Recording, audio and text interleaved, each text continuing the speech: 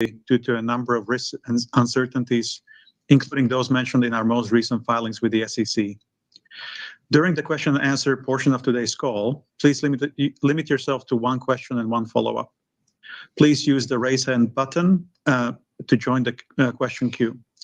But before we jump into Q&A, Elon has some opening remarks. Elon?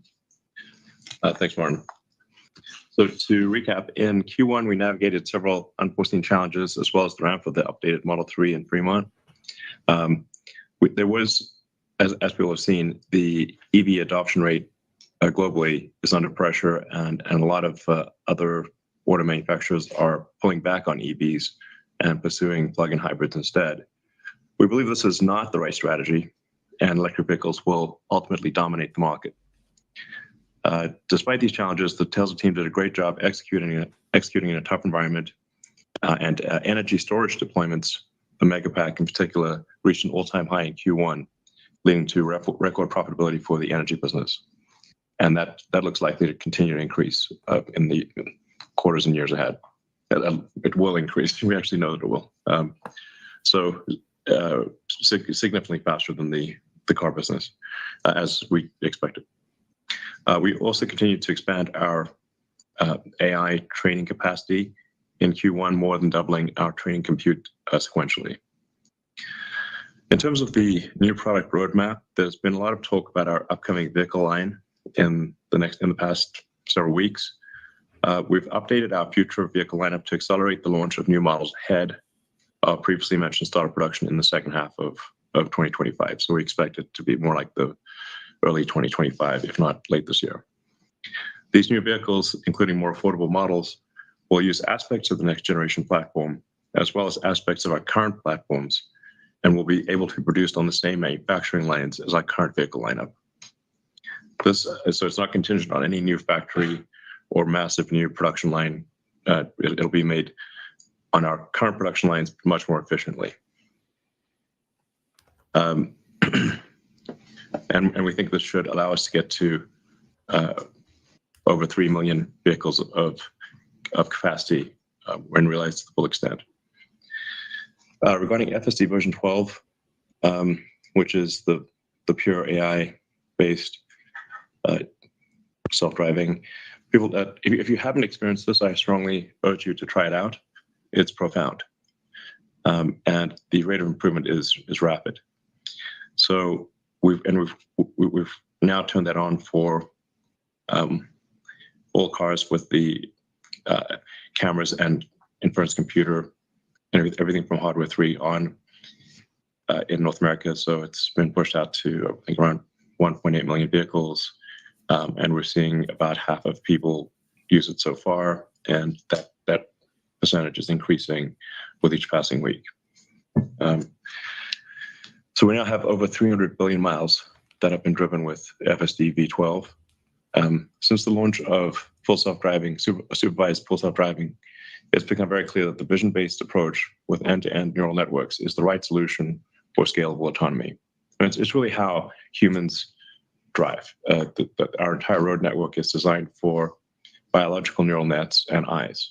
So naturally, cameras and digital neural nets are the solution to our current road system. To make it more accessible, we've reduced the subscription price to $99 a month, so it's easy to try out. And as we've announced, we'll be showcasing our purpose-built robotaxi or cybercab in August.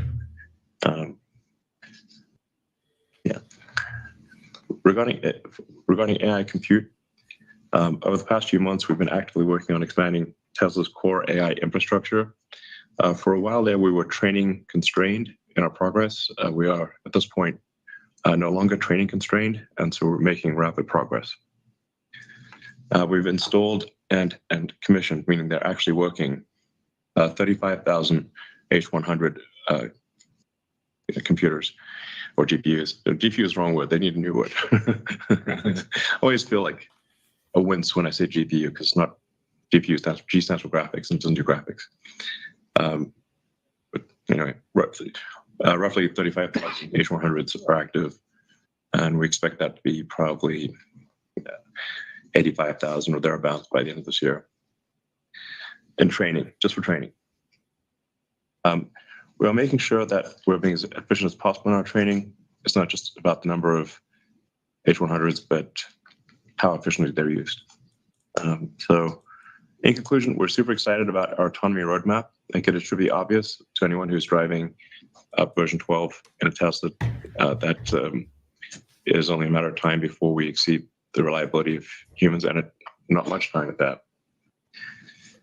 And we're really headed for an electric vehicle, an autonomous future. And I'll go back to something I said several years ago, that in the future,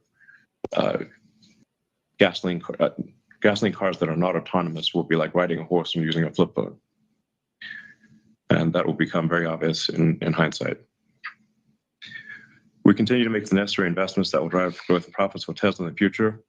And I wanted to thank the Tesla team for incredible execution during this period, and look forward to everything that we have planned ahead. Thanks. Thank you very much. And Vaibhav has some comments as well. Thanks. It's important to acknowledge what Elon said. From our auto business perspective, we did see a decline in revenues quarter over quarter, and those were primarily because of seasonality, uncertain macroeconomic environment, and the other reasons which Elon had mentioned earlier. Auto margins declined from 18.9 to 18.5%, excluding the impact of Cybertruck.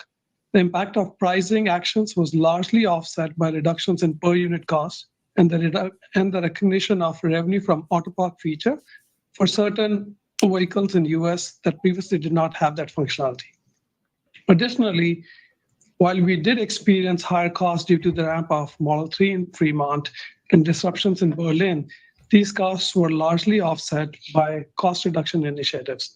In fact, if we exclude Cybertruck and Fremont Model 3 ramp costs, the revenue from auto park, auto margins improved slightly. Currently, normalized Model Y cost per vehicle in Austin and Berlin are already very close to that of Fremont.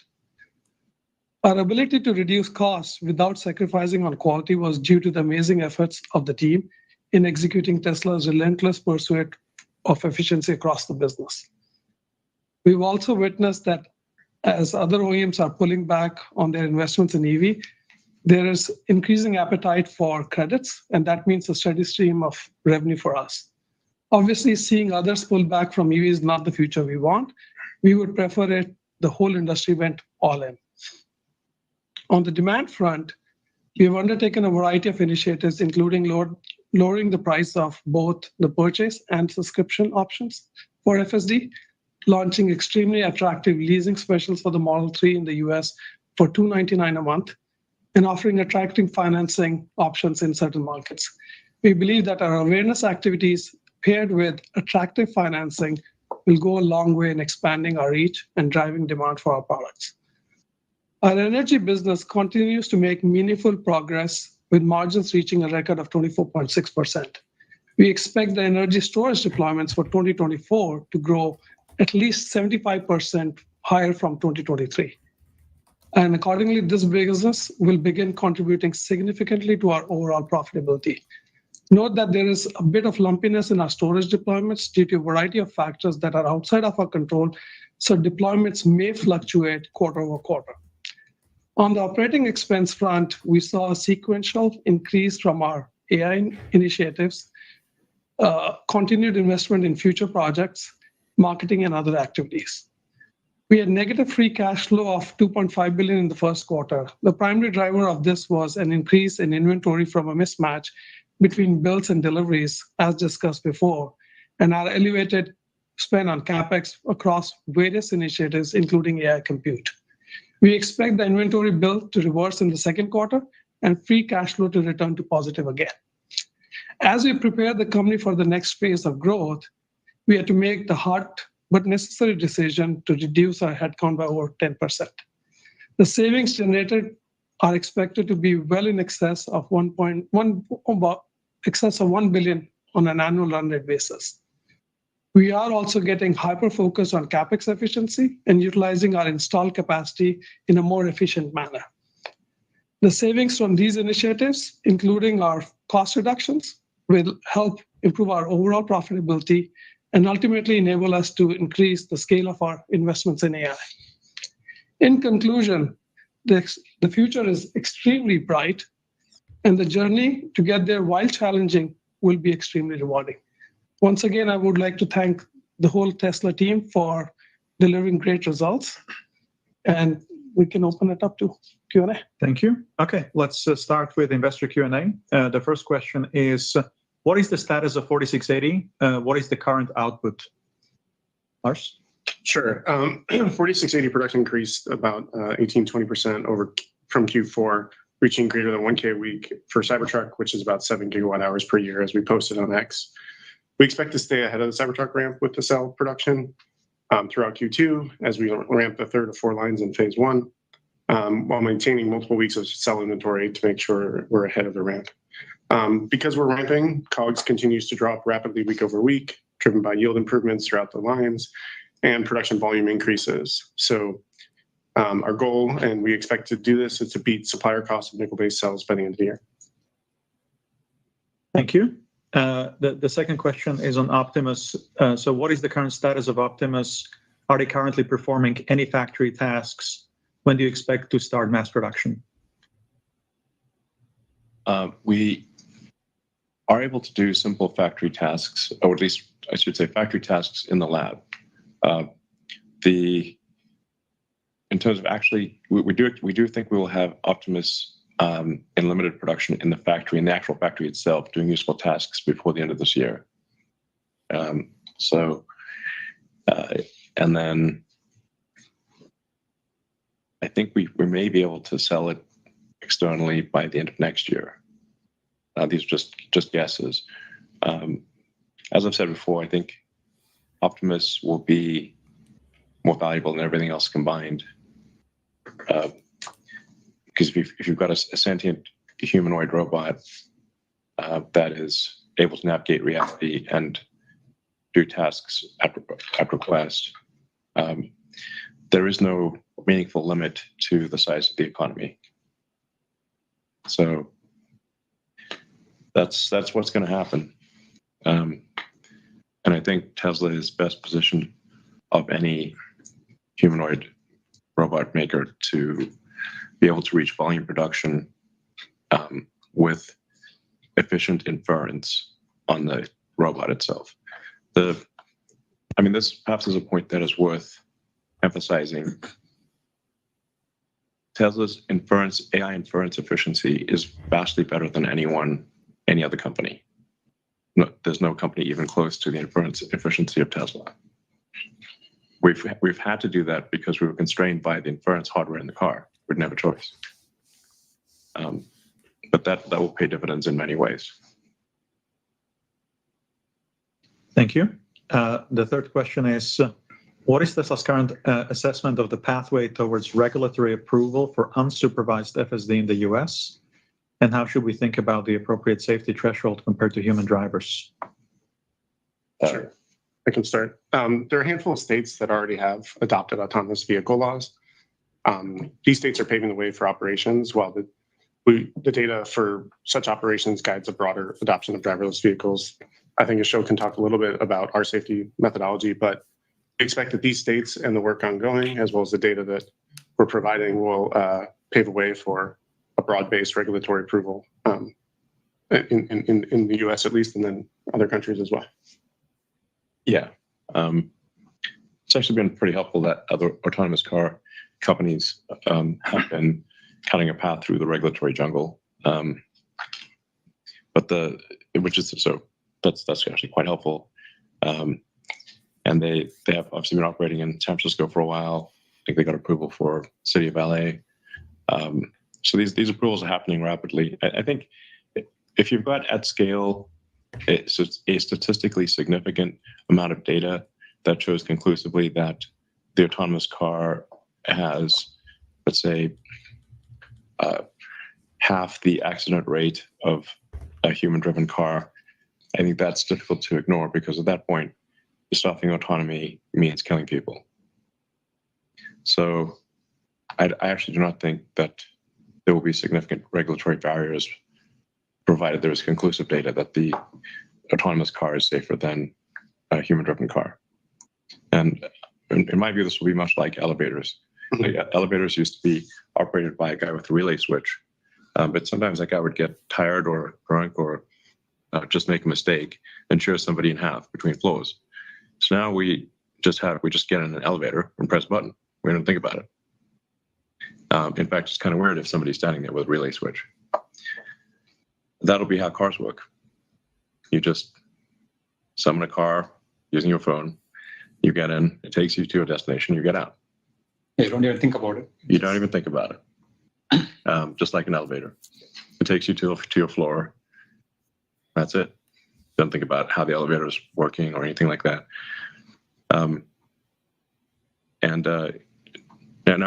Something I should clarify is that Tesla will be operating the fleet. So you can think of like how Tesla, think of Tesla like, I don't know, some combination of Airbnb and Uber, meaning that, there'll be some number of cars that Tesla owns itself and operates in the fleet. There'll be some number of cars, and then there'll be a bunch of cars where they're owned by the end user, but that end user can add or subtract their car to the fleet whenever they want. And they can decide if they want to only let the car be used by friends and family or only by 5-star users or by anyone. And at any time, they could have the car come back to them and be exclusively theirs, like an Airbnb. You could rent out your guest room or not anytime you want.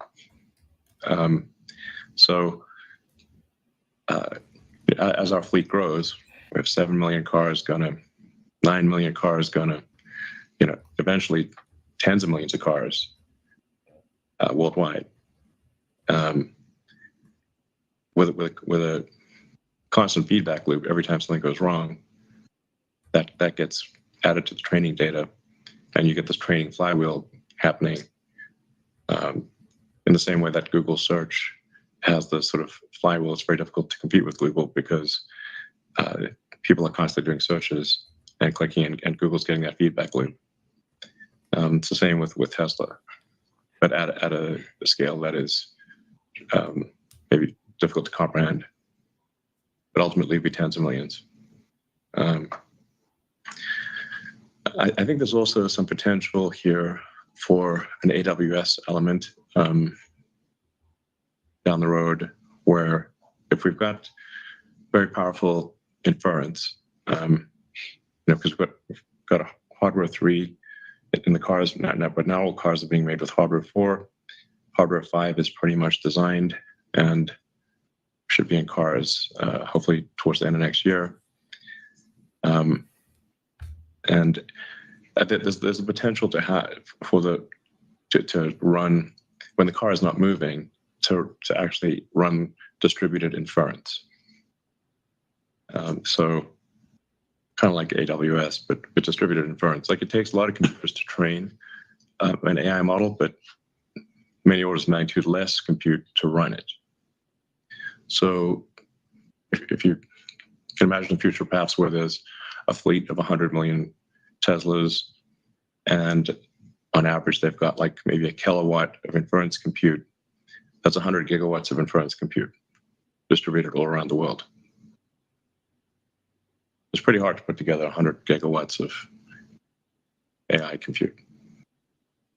And even in an autonomous future where the car is perhaps used, instead of being used 10 hours a week, is used 50 hours a week, that still leaves over 100 hours a week where the car inference computer could be doing something else.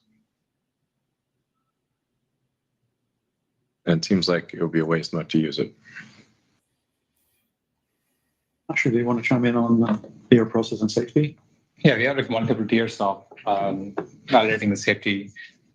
For like in any given week, we train hundreds of neural networks that can produce different trajectories for how to drive the car. We replay them through the millions of clips that we have already collected from our users and our own QA. those are like critical events, like someone jumping out in front or like other critical events that we have gathered a database over many, many years. And we replay through all of them to make sure that we are net improving safety. And on top of it, we have simulation systems that also try to recreate this and test this in closed loop fashion. Once all of this is validated, we give it to our own QA drivers. We have hundreds of them in different cities in San Francisco, Los Angeles, Austin, New York, a lot of different locations. They are also driving this and collecting real world miles. And we have an estimate of what are the critical events. Are they a net improvement compared to the previous week's builds? And once we have confidence that the build is a net improvement, then we start shipping to early users, like 2,000 employees initially, that they would get the build. They would give feedback on if it's an improvement or are they noticing some new issues that we did not capture in our own QA process. And only after all of this is validated, then we go to external customers. And even when we go external, we have live dashboards of monitoring every critical event that's happening in the fleet, sorted by the criticality of it. So we are having a constant pulse on the build's quality and the safety improvement along the way. And then any failures, like Elon alluded to, you get the data back, add it to the training, and that improves the model in the next cycle. So we have this constant feedback loop of issues, fixes, evaluations, and then rinse and repeat. And especially with the new V12 architecture, all of this is automatically improving without requiring much engineering interventions, in the sense that engineers don't have to be creative in how they code the algorithms. It's mostly learning on its own based on data. So you see that, okay, we failed here, or this is how a person shows, this is how you drive this intersection or something like that. We get the data back, we add it to the neural network, and it learns from that training data automatically, instead of some engineers saying that, oh, here you must rotate the steering wheel by this much or something like that. There's no hard if-else conditions. It's everything is neural network. It's very soft, it's probabilistic. So it will adapt its probability distribution based on the new data that it's getting. Yeah, and we do have some insight into how good the things will be in let's say 3 or 4 months, because we have advanced models that are far more capable than what is in the car, but have some issues with them that we need to fix. So there'll be a step change improvement in the capabilities of the car, but it'll have some quirks that are that need to be addressed in order to release it. As Ashok was saying, we have to be very careful in what we release to the fleet, or to customers in general. So if we look at say 12.4 and 12.5, which are really could arguably even be version 13, version 14, because it's pretty close to a total retrain of the neural nets in each case, or substantially different. So we have good insight into where the models, how well the car will perform in say 3 or 4 months. Yeah, in terms of scaling laws, people in the AI community generally talk about model scaling laws, where they increase the model size a lot, and then they have corresponding gains in performance. But we have also figured out scaling laws in other axes. In addition to the model size scaling, we can also have data scaling. You can increase the amount of data you use to train the neural network, and that also gives similar gains. And you can also scale up by training compute. You can train it for much longer and on more GPUs or more Dojo nodes, and that also gives better performance. And you can also have architecture scaling, where you come up with better architectures that for the same amount of compute produce better results. So a combination of model size scaling, data scaling, training compute scaling, and the architecture scaling, we can basically okay, if we continue scaling based on this ratio, we can sort of predict future performance. Obviously, it takes time to do the experiments, because it takes few weeks to train. It takes few weeks to collect tens of millions of video clips and process all of them. But you can estimate what's going to be the future progress based on the trends that we have seen in the past, and they've generally held true based on the past data. Okay, thank you very much. Let's go to the next question, which is, can we get an official announcement of the timeline for the $25,000 vehicle? I think Elon mentioned it in the opening remarks, but as you mentioned, we're updating our future vehicle lineup to accelerate the launch of our low-cost vehicles in a more CapEx efficient way. That's our mission, to get the most affordable cars to customers as fast as possible. These new vehicles we built on our existing lines in open capacity. And that's the major shift, to utilize all our capacity with marginal CapEx before we go spend high CapEx to do anything. Yeah, we'll talk about this more on August 8th. But I mean, really, the way to think of Tesla is almost entirely in terms of solving autonomy and being able to turn on that autonomy for a gigantic fleet. And I think it might be the biggest asset value appreciation in history when that day happens, when you can do unsupervised full self-driving. 5 million cars. Yeah. Oh, a little less. Well, Some of those have, yeah. It'll be 7 million cars, in a year or so. Yeah. And then 10 million, and then, eventually we're talking about tens of millions of cars. Not eventually, it's like before the end of this decade. Yeah, before the end of the decade, it's several tens of millions of cars, I think. Thank you. The next question is, what is the progress of Cybertruck ramp? I can take that one too. Cybertruck hit 1K a week just a couple weeks ago. This happened in the first 4 to 5 months since we SOP'd late last year. Of course, volume production is what matters. That's what drives costs. And so our costs are dropping. But the ramp still faces like a lot of challenges with so many new technologies, some supplier limitations, et cetera, and we'll continue to ramp this year, just focusing on cost efficiency and quality. Okay, thank you. The next question, have any of the legacy automakers contacted Tesla about possibly licensing FSD in the future? We're in conversations with one major automaker regarding licensing FSD. Thank you. The next question is about the robotaxi unveil. Elon already talked about that, so we'll have to wait till August. The following question is about the next generation vehicle. We already talked about that. So let's go to the Semi. What is the timeline for scaling Semi? I think sure. So we're finalizing the engineering of the Semi to enable like a super cost-effective high volume production with our learnings from our fleet and our pilot fleet and Pepsi's fleet, which we're expanding this year marginally. In parallel, as we showed in the shareholders deck, we have started construction on the factory in Reno. Our first vehicles are planned for late 2025 with external customers starting in 2026. Okay, couple more questions. So our favorite, can we make FSD transfer permanent until FSD is fully delivered with level 5 autonomy? No. Okay, next question. What is gating the production ramp at Lathrop? Where do you see the megapack run rate at the end of the year? Mike? Yeah, Lathrop is ramping as planned. We have our second GA line allowing us to increase our exit rate from 20 gigawatt hours per year to, at the start of this year, to 40 gigawatt hours per year by the end of the year. That line's commissioned. There's really nothing limiting the ramp. It's given the longer sales cycles for these large projects, we typically have order visibility 12 to 24 months prior to ship date. So we're able to plan the build plan several quarters in advance. So this allows us to ramp the factory to align with the business and order growth. Lastly, we'd like to thank our customers globally for their trust in Tesla as a partner for these incredible projects. Okay, thank you very much. Let's go to analyst questions. The first question comes from Tony Sacconaghi from Bernstein. Tony, please go ahead and unmute. Thank you for taking the question. I was just wondering if you could elaborate a little bit more on kind of the new vehicles that you talked about today. Are these like tweaks on existing models, given that they're going to be running on the same lines, or are these like new models? And how should we think about them, in the context of like the Model 3 Highland update? What will these models be like relative to that? And given the quick time frame, Model 3 Highland has required a lot of work and a lot of retooling. Maybe you can help put that all in context. Thank you. And I have a follow-up, please. I think we've said all we will on that front.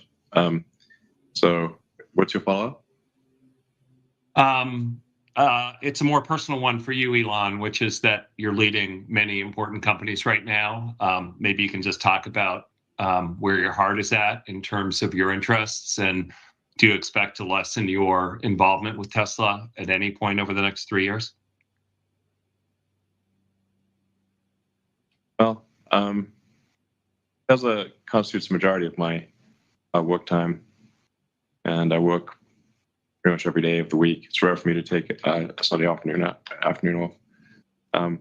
So I'm going to make sure Tesla is very prosperous, and I think it is prosperous, and it will be very much so in the future. Okay, thank you. Let's go to Adam Jonas from Morgan Stanley. Adam, please go ahead and unmute. Okay, great. Hey, Elon. So you and your team on volume expect a 2024 growth rate notably lower than that achieved in 2023. But what's your team's degree of confidence on growth above 0%? Or in other words, does that statement leave room for potentially lower sales year on year? No, I think we'll have higher sales this year than last year. Okay. My follow-up, Elon, on future product.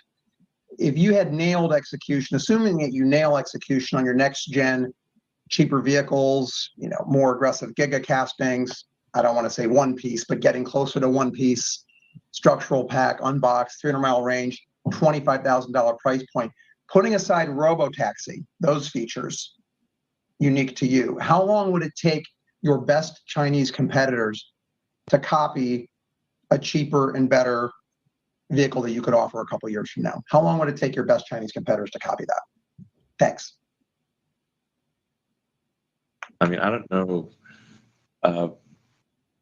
what our competitors could do, except we've done relatively better than they have. If you look at the drop in our competitors in China sales versus our drop in sales, our drop was less than theirs. So we're doing well. But I think Kathy Wood said it best. Like, really, we should be thought of as an AI robotics company.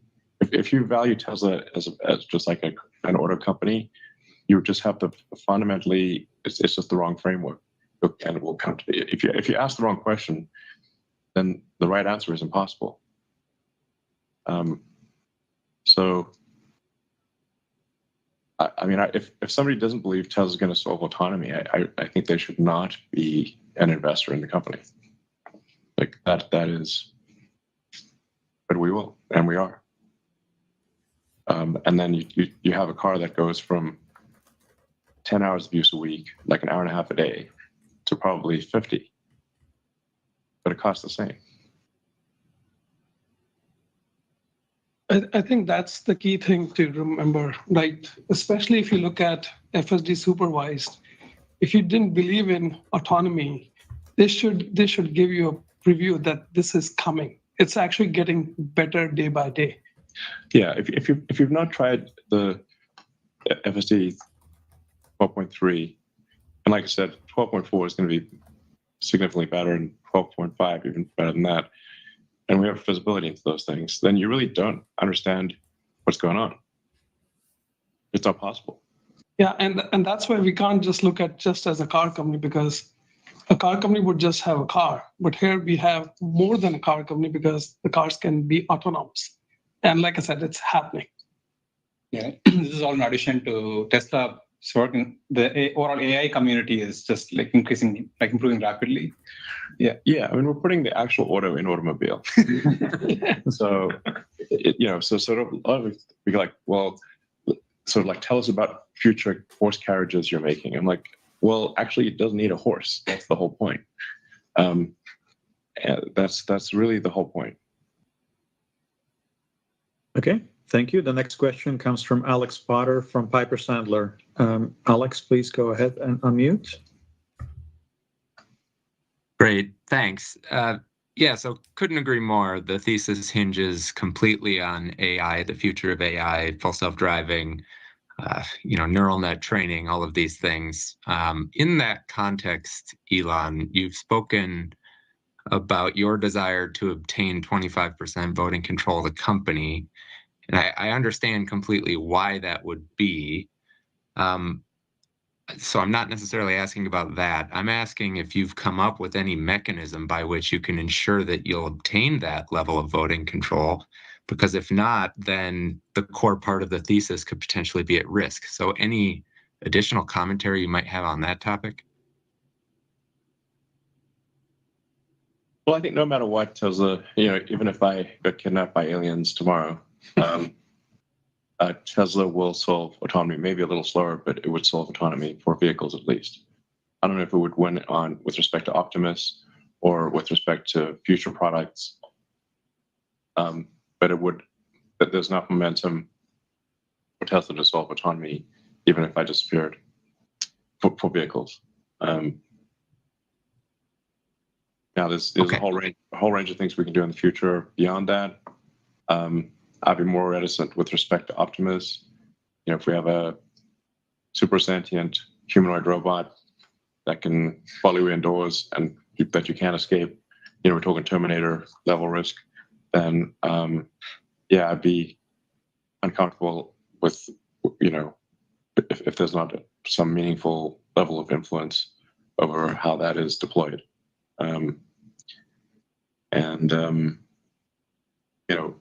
If there's shareholders have an opportunity to ratify or re-ratify the sort of competition, I guess I can't say that. Whatever, but that is a fact. They have an opportunity. Okay. Very good. And we'll see if the company generates a lot of positive cash flow, we could obviously buy back shares. All right, that's actually all very helpful context. Thank you. Maybe one final question, then I'll pass it on. OpEx reductions. Thank you for quantifying the impact there. I'd be interested also in potentially more qualitative discussion of what the implications are for these headcount reductions. What are the types of activities that you're presumably sacrificing as a result of parting ways with these folks? Thanks very much. So, like we said, we've done these headcount reductions across the board. And, as companies grow over time, there are certain redundancies, there's some duplication of efforts which happens in certain areas. So you need to go back and look at where all these pockets are, get rid of it.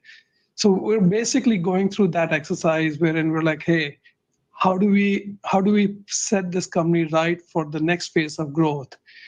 And the way to think about it is, any tree which grows, it needs pruning. This is the pruning exercise which we went through.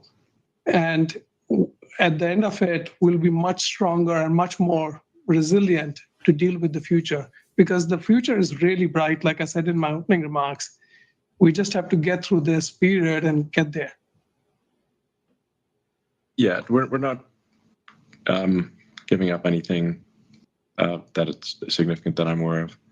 So we've had a long period of prosperity from 2019 to now, and so if a company sort of organizationally is 5% wrong per year, that accumulates to 25-30% of inefficiency. We've made some corrections along the way, but it is time to reorganize the company for the next phase of growth.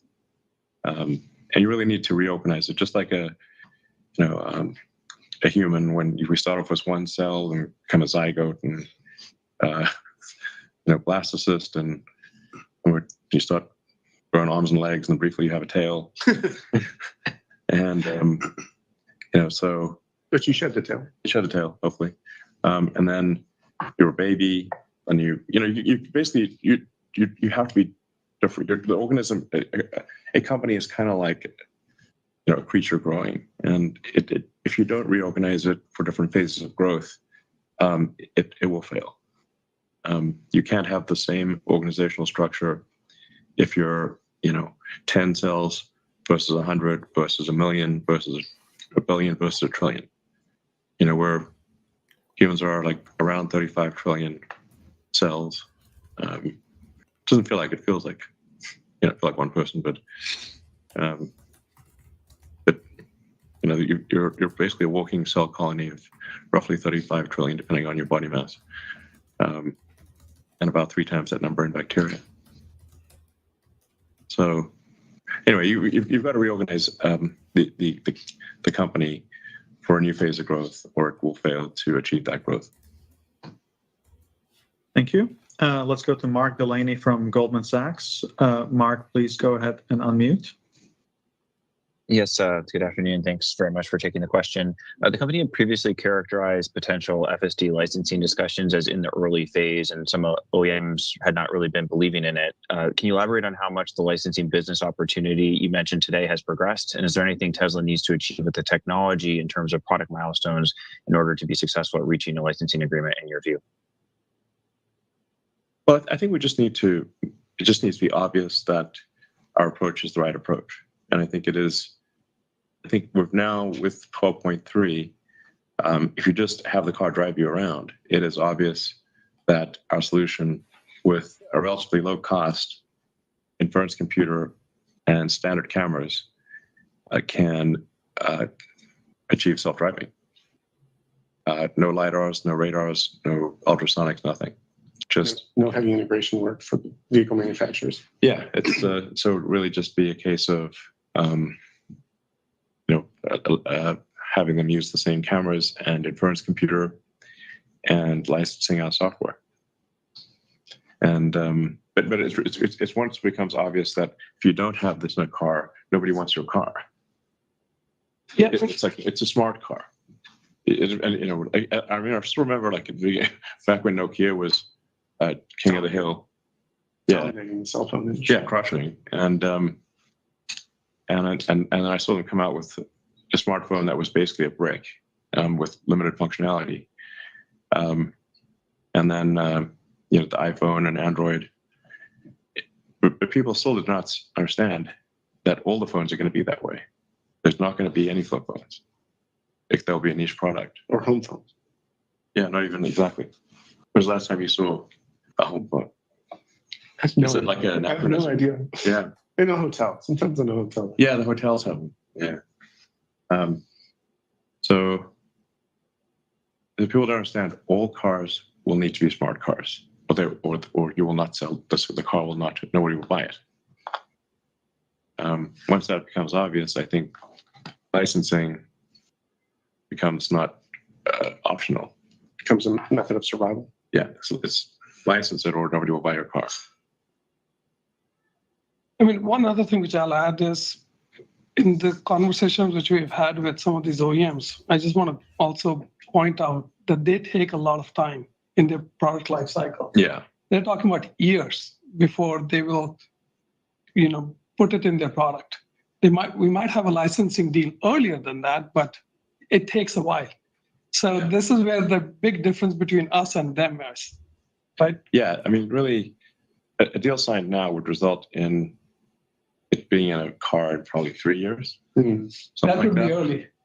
Yeah, that's like lightning, basically. So That's being an eager OEM. yeah. So, I mean, I wouldn't be surprised if we do sign a deal. I think we're good chance we do sign a deal this year. Maybe more than one. But yeah, it would be probably 3 years before it's integrated with a car, even though all you need is cameras and our inference computer. So it's like not a massive design change. Yeah, and again, just to clarify, it's not the work which we have to do, it's the work which they have to do, which will take the time.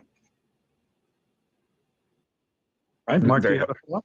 Yeah, very helpful. Thank you. My follow-up was to better understand Tesla's approach to pricing going forward. Previously, the company had said that the price reductions were driving incremental demand. With how affordable the cars have become, especially for vehicles that have access to IRA credits and some of the leasing offers that Tesla has in place, do you still see meaningful incremental price reductions as making sense from here for the existing products? And can the company meaningfully lower prices from here and also stay free cash flow positive on an annual basis with the current product set? Thanks. Yeah, I think we can be free cash flow positive meaningfully. Yeah.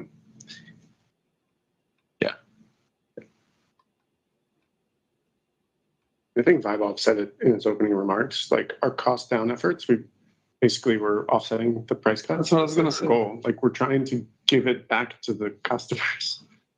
Yeah, I mean, at the end of the day, like for any given company, if you sell a great product at a great price, if you have a great product at a great price, the sales will be excellent. That's true of any arena. So over time, we do need to keep making sure that that it's a great product at a great price, and moreover, that price is accessible to people. So it's not, you have to solve both the value for money and the fundamental affordability question. The fundamental affordability question is sometimes overlooked. If somebody's earning several $100,000 a year, they don't think of a car from a fundamental affordability standpoint.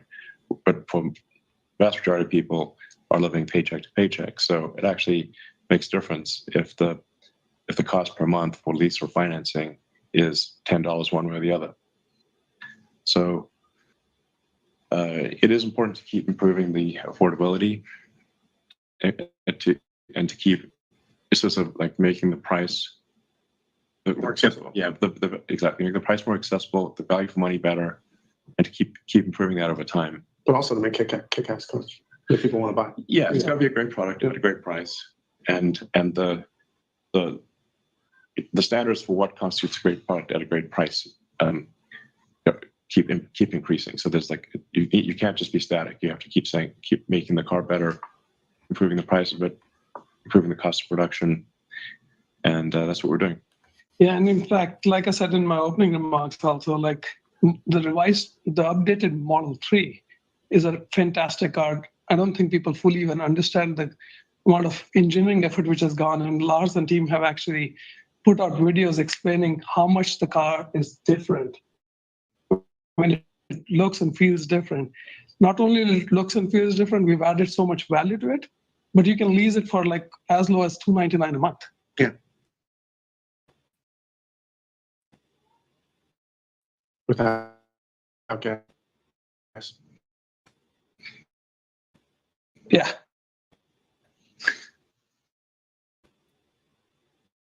All right, then. Of launching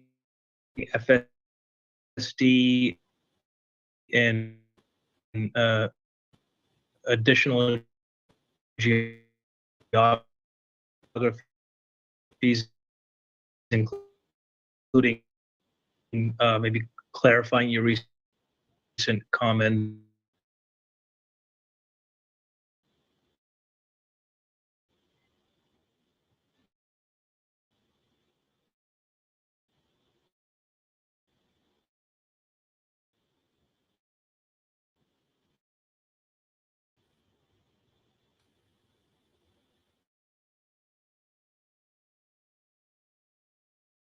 Without modification in almost any market.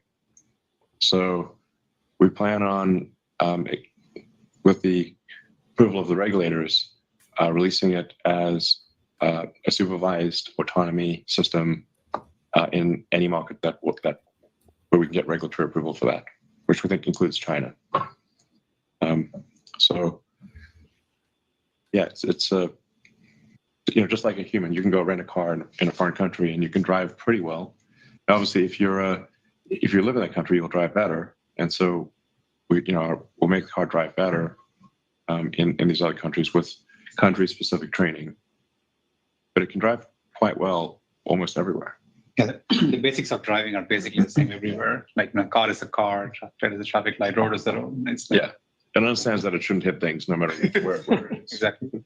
There are some road rules that you need to follow. In China, you shouldn't cross over a solid line to do a lane change. US is a recommendation, I think. China, you get fined heavily if you do that. We have to do some adaptations, but it's mostly smaller adaptations, not like an entire change of stack or something like that. Yeah. Hey, George, do you have a follow-up? Yep. So my follow-up has to do with the first quarter deliveries, and I'm curious as to whether or not you feel that supply constraints that you mentioned throughout the release impacted the results, and maybe can you help us quantify that, and is that why you have some confidence in unit growth in 2024? Yeah, I think we did cover this a little bit in the opening remarks too. Q1 had a lot of different things which were happening. Seasonality was a big one. Continued pressure from the macroeconomic environment. We had attacks at our factory. We had Red Sea attacks.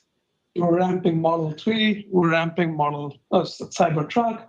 All these things are happening. I mean, it almost feels like a culmination of all those activities in a constrained period. And that gives us that confidence that, hey, we don't expect these things to recur. Yeah, we think Q2 will be a lot better. Yeah. It's just one thing after another. Our attacks are crazy. Yeah, exactly. It's just, if you've got cars that are sitting on ships, they obviously cannot be delivered to people. And if you've got excess demand for Model 3 or Model Y in one market, but you don't have it there, it's an extremely complex logistics situation. And I'd say also we did overcomplicate the sales process, which we've just in the past week or so have greatly simplified. So it became far too complex to buy a Tesla, whereas it should just be you can buy the car in under a minute. So we're getting back to the you can buy a Tesla in under a minute interface from what was quite complex. Okay, thank you. Let's go to Colin Rush from Oppenheimer. Colin, go ahead and unmute, please. Thanks so much, guys. Given the pursuit of Tesla really as the leader in AI for the physical world, and your comments around distributed inference, can you talk about what that approach is unlocking beyond what's happening in the vehicle right now?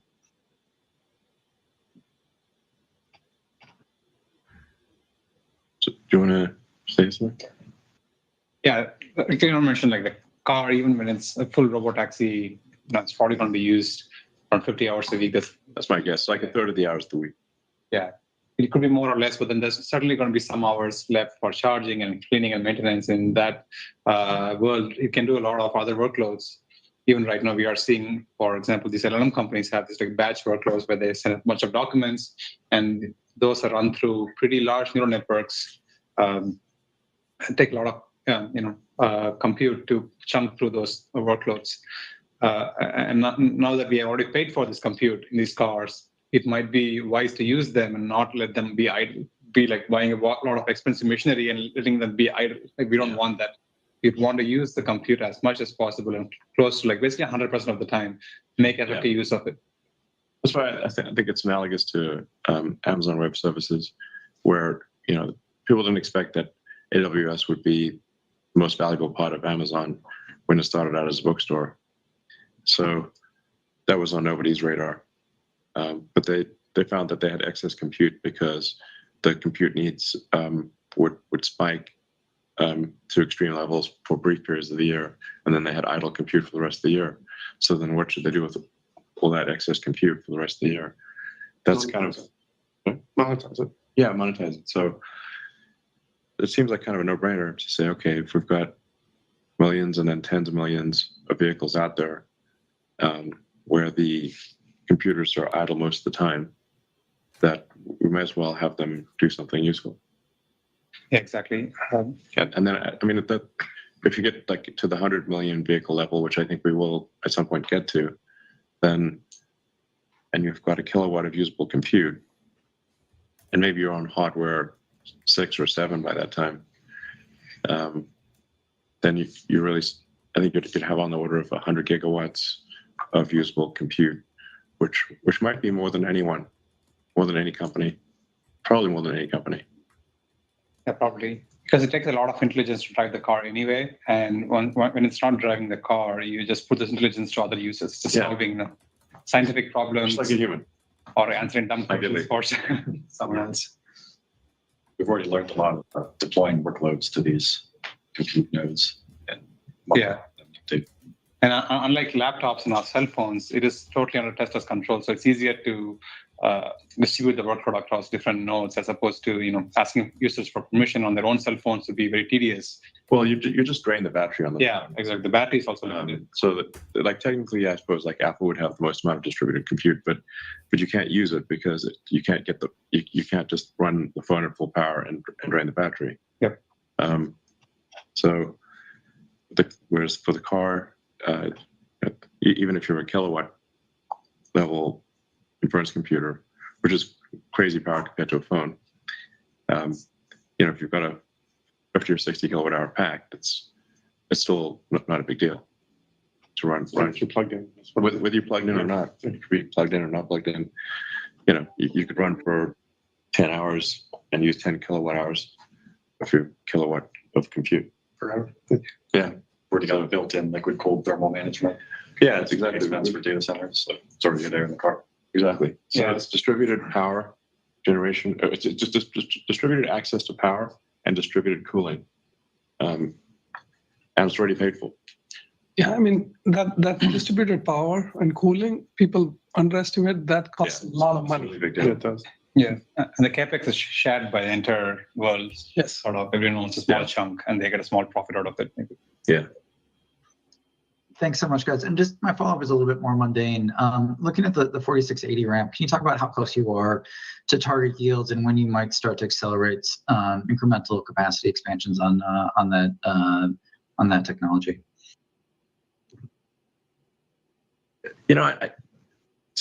We're making good progress on that, but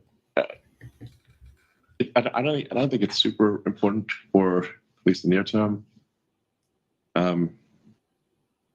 As Laura said, we think it'll be, exceed the competitiveness of suppliers by the end of this year, and then we'll continue to improve it. Yeah, I mean, I think it's important to note also that, like, the ramp right now is relevant to the Cybertruck ramp. Yeah. And so, like, we're not going to just randomly build 4680s unless we have a place to put them.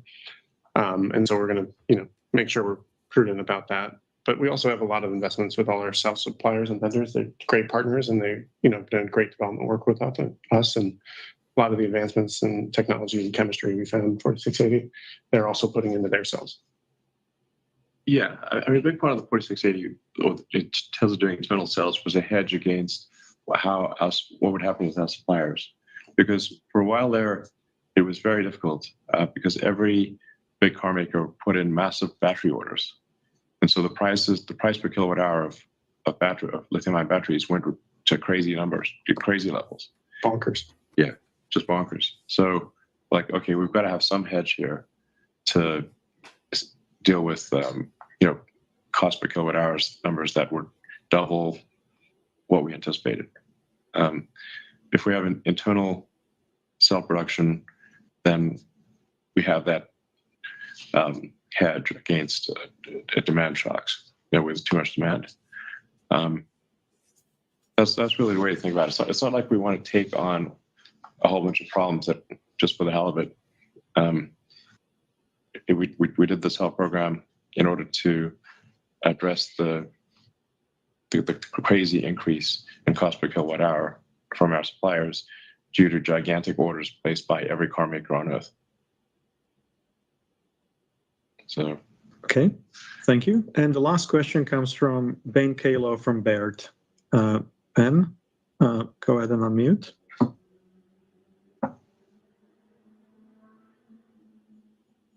And you're still muted.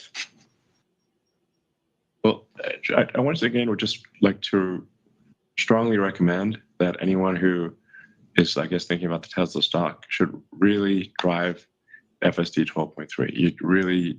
You can't, it's impossible to understand the company if you do not do this. All right, so since Ben is not unmuting, let's try Shreyas Patel from Wolf Research. Final question. Oh, hey, thanks so much. Just, Elon, during the Investor Day last year, you mentioned that auto COGS per unit for the next gen vehicle would decline by 50% versus the current 3 and Y. I think that was implying something around $20,000 of COGS. about a third of that was coming from the unboxed manufacturing process. But I'm curious if you see an opportunity that some of the other drivers around powertrain cost reduction or material cost savings, would those be largely transferable to some of the new products that you're now talking about introducing?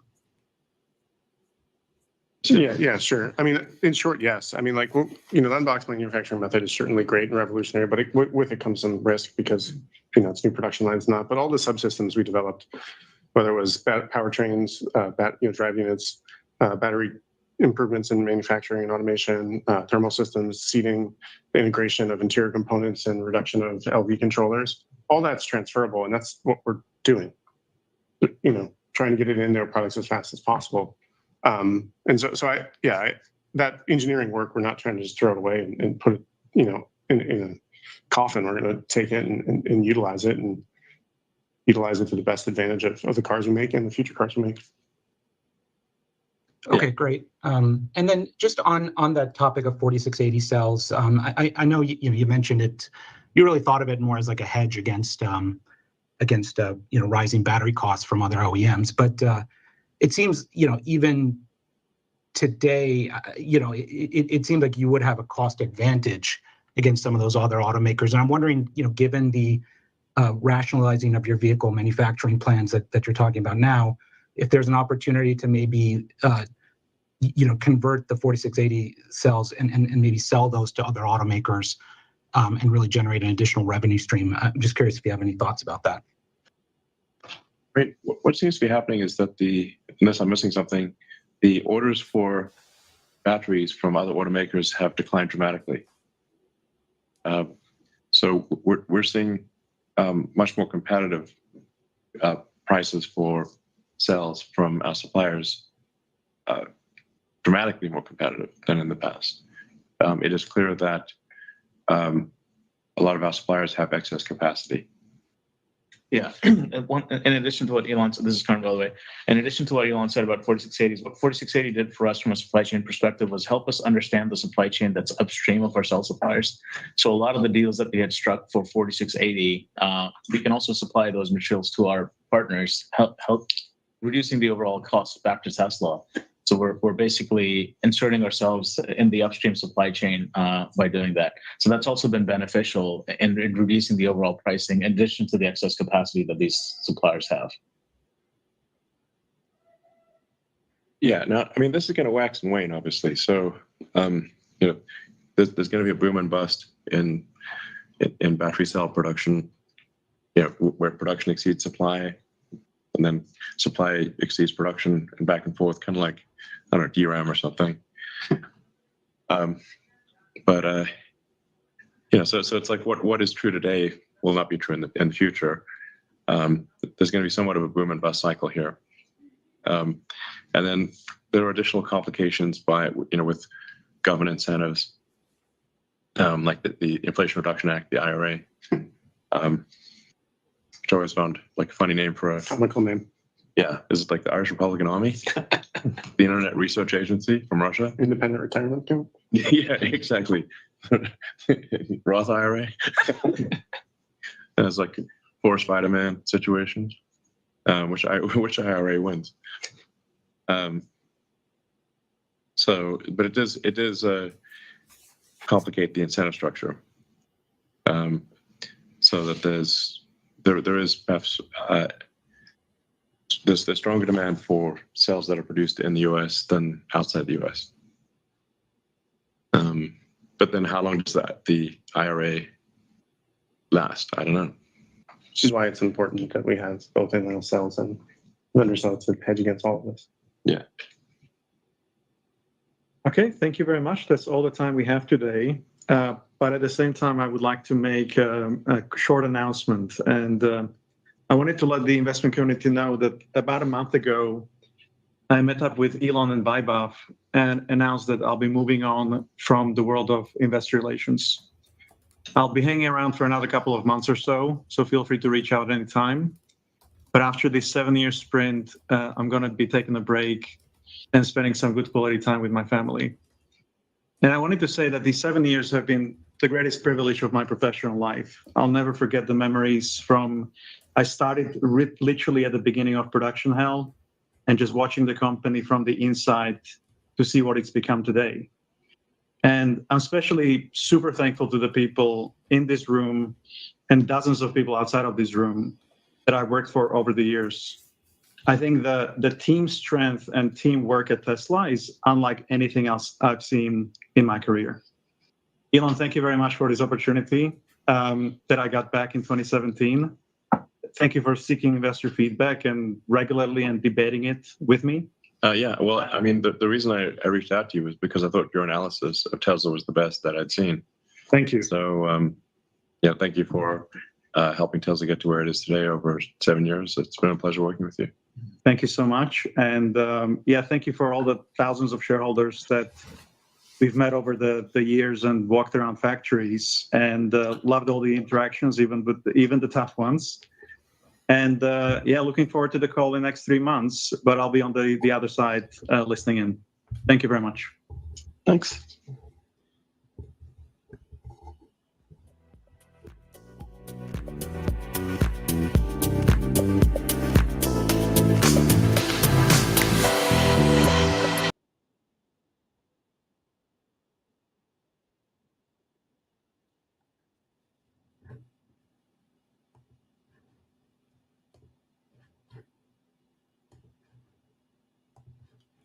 Okay, so that was the earnings call. I just asked some questions. Let me go ahead and make sure I get my right thing up. I just got some questions because they really, to me, didn't really go into the financials that much. They did some projections. However, they really didn't go deeply into the financials, in my opinion. And what I want to know is what's the margins for this quarter? Because something they talked about in that earnings is that the sales was down first quarter because of, shipping supplies, logistics, yada, yada, yada. But my question is, why did you lower prices then? If the issue of sales is because of issues with shipping and, people not being able to get the cars and the actual time to buy a Tesla taking longer. So he talked about that to where it takes longer to buy a Tesla because of the way in which their UI is configured. And I understand that from an e-com standpoint. However, if those were the issues, why are you lowering the prices? And that's what I don't understand. So, and nobody asked that question, because they kind of pick and choose who they let ask questions. But that's the question I would have asked. If you're telling me that it's all these other reasons or the reason why sales were down in quarter one, then why was your solution to lower the prices of the vehicles? And they've been lowering prices going into this earnings. To me, what they did, and it's smart, they had to do it, is they try to figure out how to put a positive spin on this earnings because they've lost 40% on the year, right? Therefore, to me, it's rational to start getting some buy-in now because you're talking about a company that's down 40% on the year, right? They're not down 10%, they're down 40%. Therefore, you're going to get, in my opinion, people looking to think they can get it at a discount. The question is if things stay consistent the way they are, where the EV market, to me, is really not the market that people thought it was going to be, I don't know how the sales pick up. And what we may be seeing, and he kind of talked about it, even though he wanted to not really want to say it, the reason why they're not really having to compete to get batteries is because the other car manufacturers are not asking for the batteries anymore. Why? Because they initially said that we're not selling EVs anymore. Or we're selling hybrids. And he talked about on his live stream today, they don't want to do hybrids. They want to be pure EV, right? So they don't want to do a combination.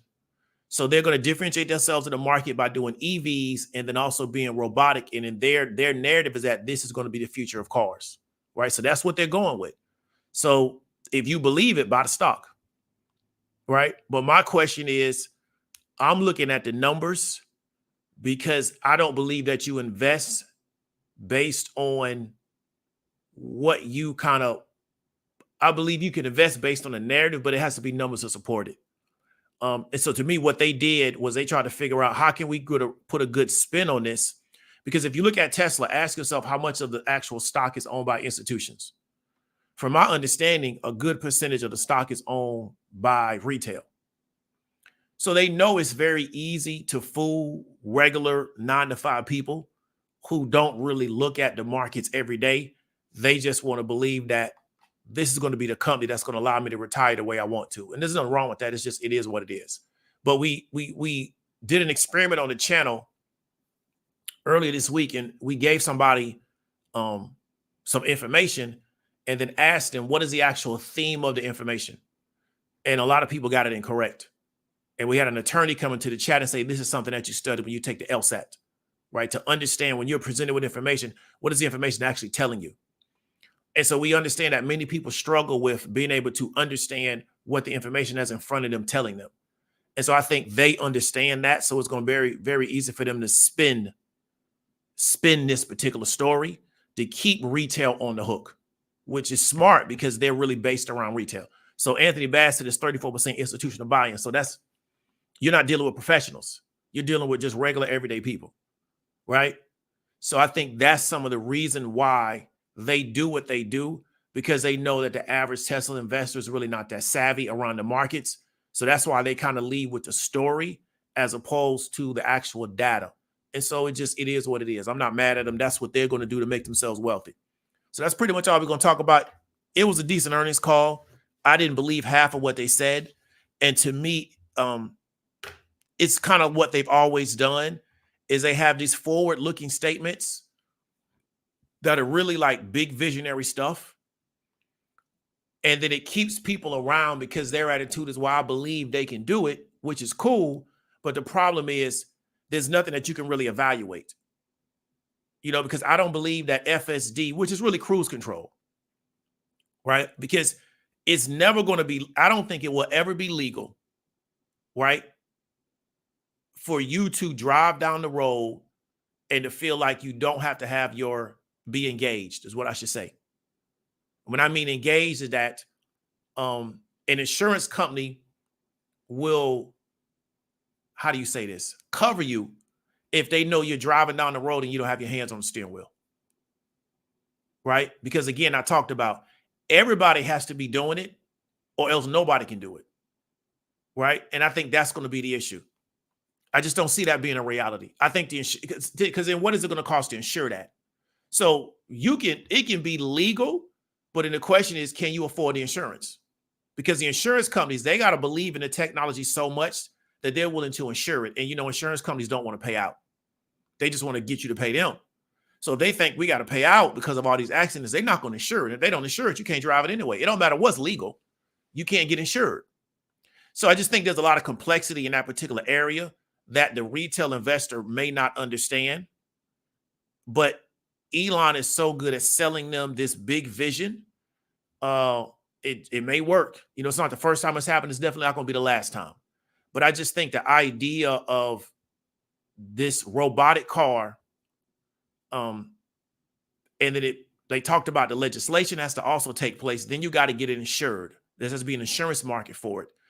I think the only way you could get that is if you had an environment where they're very authoritarian and they could start everything from scratch like that. Like they can outlaw regular cars and to make everybody use those type of cars. But I just think that's going to be difficult in America. But that may work. They may be able to pull it off in China. But I just don't see that working in America because if I don't want to drive like that, then what happens to me? So I just don't see it, but it don't mean it can't happen. So they're kind of selling themselves as being way, way ahead of the curve. He talked about maybe they are going to license the FSD to another car manufacturer. I think that could be a revenue stream, but it's still, it doesn't mean people are going to buy it. You understand me? The question I would ask myself is the FSD product so compelling that once people experience it, they talked about it, they're going to say, this is better than me doing active driving. Because what I want you to understand is that in technology, and I may do a video on this later on, in the West, there is no real technological advantage that lasts more than a few years in the West. It just doesn't exist. In other parts of the world, it's true. You can't have a tech advantage. That's why the West can go to parts of the world and other people can't deal with them because their technology, and really is just another definition of process, is so far ahead of those people, they don't even understand what they need to do to try to catch up. In the West, and then with corporations that are very developed, like the Toyotas, like the Hondas, like the Mercedes-Benz, like the BMW, I just don't see Tesla having this big advantage that they're going to be able to maintain over time. I'm talking about over decades. I don't see it. People that really are in the technology space and understand what technology really means, it really means process. Once a person sees your process, they can always reverse engineer it to figure out what you're doing. Then the question is, what do they need to do to build it? And they'll often be able to build it faster the second time than you built it the first time. Person that builds it the third time will build it faster the third time than the person that built it the second time. And then it just keeps getting faster and faster and faster. So then you can look up in a decade and have no advantage anymore, right? So I think that's something that a lot of people may not be aware of that are in this deal, is that everything that Tesla's developing is cool. The problem is once they develop it and the cat's out of the bag, we cannot get it, reverse engineer what they're doing, and then figure out, well, how can we apply to what we're doing and just not violate any of their patents, right? So the game may be licensing, but then again, where's the customer desire for this particular product, right? I've never thought I want to do FSD driving or else I don't want to drive. He talked about the Nokia and the brick phone. I never really wanted a smartphone. It don't really mean nothing to me. Right. So maybe if he feels like we're going to raise a generation of people where all they're going to know is a smart car, I guess, I don't know. But when I remember the Nokia brick phone, I wasn't tripping on, I need a phone connected to the internet. Right. And if they go back to the brick phones, I'm still not tripping because it's not something I really need. I never thought, I'm not the kind of person where I depend on my phone. I try to use my phone as a computer. I use my phone the majority as a phone. I do some internet stuff. But it's not like I'm one of those people, I try to run a business off a phone. I was never on it like that. I use a computer to do computer stuff. So it's just a narrative that they're trying to pull out. I understand why Kathy Wood is in it because she has to figure out how to get people to buy into her fund that doesn't beat the S&P 500 and continue to get investment dollars into her fund that doesn't beat the S&P 500. So she has to sell people on that she's in something alternative that it can't really be quantified yet because people really don't understand the space. And I get it, right? However, I just think that they are trying to keep people in deals based on something that I don't really see where the market has really demanded it. And then two, any technological advantage that they're going to have, it's going to be gapped extremely easy once they go and develop everything. And to give an example before I get out of here. So when CDs first came out,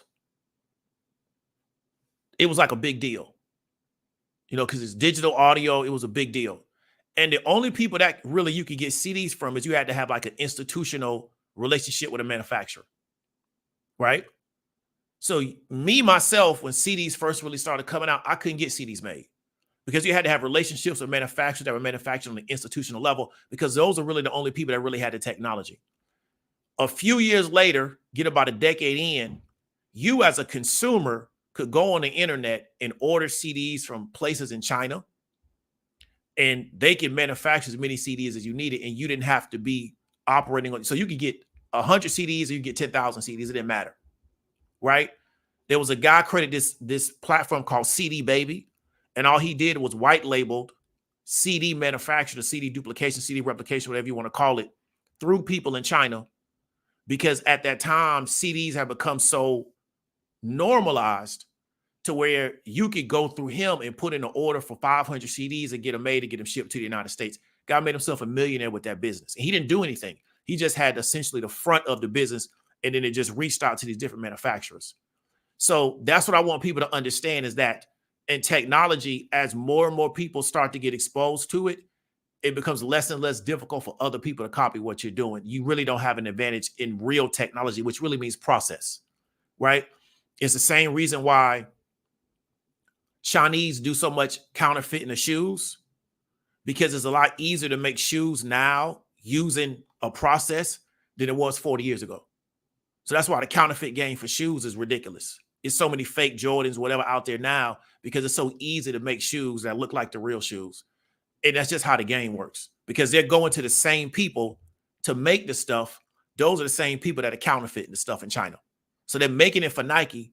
They're getting the mold out. They're taking the mold out of the manufacturing plant. They're taking it to somewhere else, and they're making knockoff Jordans at another plant, and they shipping both of them to the United States.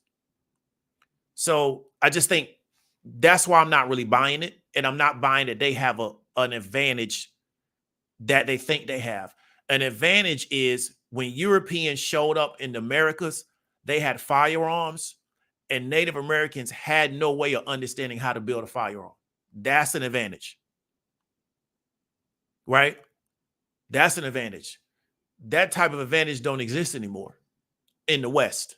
It exists in the East, but it doesn't exist in the West. And so I think that's where they're going to run into an issue. If I was Toyota, if I was Honda, I would let them roll out everything they want to roll out, and then I would just reverse engineer it, and I would make it on my own, and then we just play a branding game. But I still, as Toyota or Honda, I still have the people that are branded to me and want to buy my car. They just want my car to have these applications because a company can license it out to Tesla. They can get Tesla's FSD license, utilize their product on the licensing while they're building their own product, then move Tesla out and put their product in. And they do that all the time. So I just think that's the things people want to consider. But when I was listening, I took a walk early today, and I was listening to a lot of the YouTube entertainers that covered the earnings statement before the call come out. And it was just a big cheerleading fest, and I don't think people should invest with that type of perspective. I think they should invest by understanding what they're invested in, understanding what the growth projection is for this, and having a very pragmatic view of it. But I understand that people want to feel like I'm in the next big thing, and they want to feel like they're part of a group of people that are in the know, and the desire to feel like that is stronger than discernment a lot of times. So it is what it is. That's the way the world works. I can't do nothing about it. So I hope y'all got some value from it. Stay safe. Talk to you later.